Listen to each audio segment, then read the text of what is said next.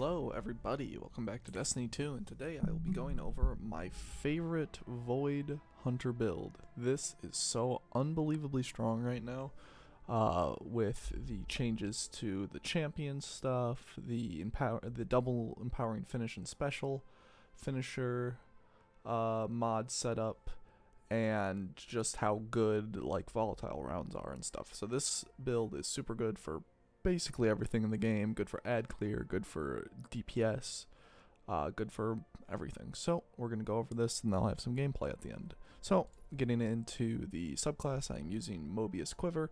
You can also use a Deadfall if you want. I am using Vortex Grenade, Vanishing Step, and you can swap between these two. I have this for the fragment slots, but if you want some invisibility, which we'll be getting like basically constantly anyway, if you're getting headshots, or just suppressed or volatile targets will give you invisibility. You can use Tramper's Ambush, but I'm using this for the fragment slots.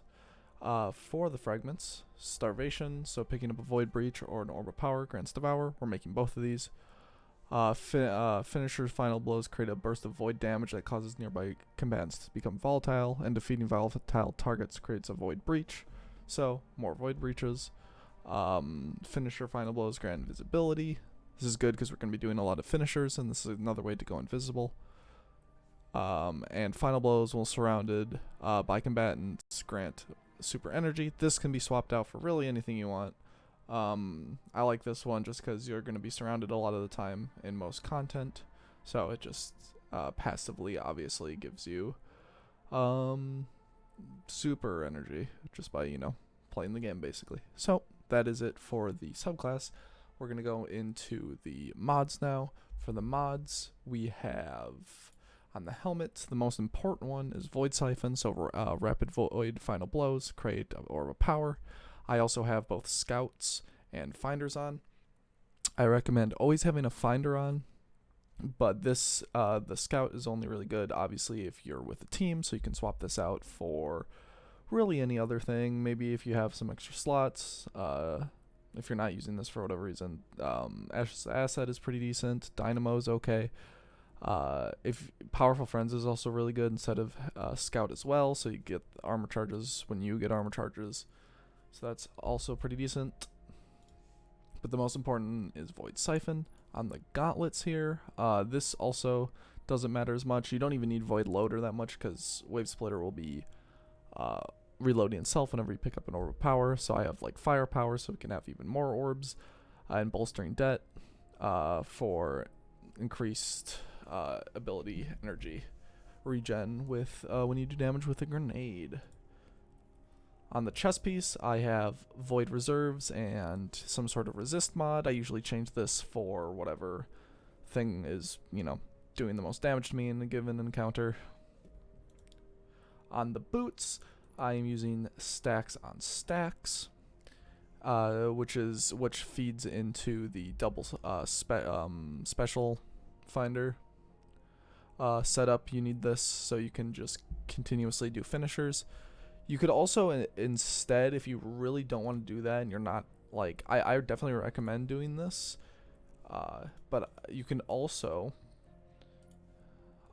use like void, like a Void Siphon, or not Siphon, excuse me, a Void Surge, which I might try out because you don't really need recuperation. This will obviously make your armor charges decaying armor charges, but you have so many orbs of power that you're getting that it doesn't really matter. So this can possibly work, and maybe on the chest piece, instead of having like that, you can have this, so you can have even more.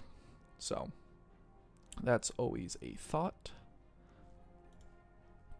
For the class item, I'm using 2 empowering finishes and a special ammo finder. So obviously whenever you get a finisher and you have 0 armor charges, you'll get 3 with stacks on stacks every time you do that, which refreshes this, so you get special ammo whenever you get a finisher, which is super good.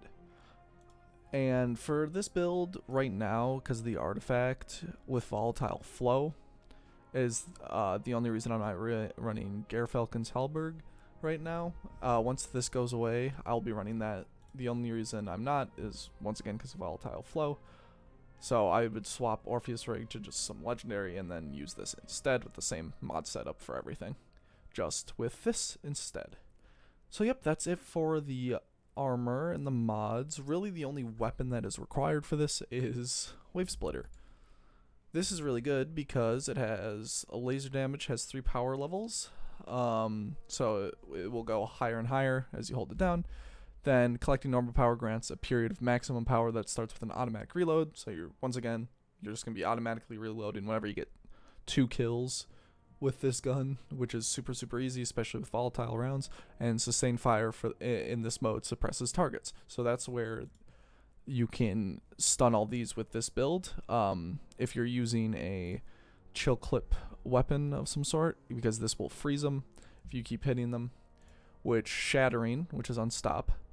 So you'll be able to shatter and then use that for unstop. Overload with suppression. So once this is in its secondary fire mode, you'll suppress a target. Then barrier with volatile rounds. So you have all 3 types if you use a chill clip weapon. So yeah, that's basically the build. I'm gonna have some footage of the seasonal activity in the background where I just blast through basically everything. Yeah, you don't really need to do much. Whenever you have low ammo, you just use a finisher and get ammo, and that's about it. So yep, thank you for coming and watching, and I will see you guys in the next video.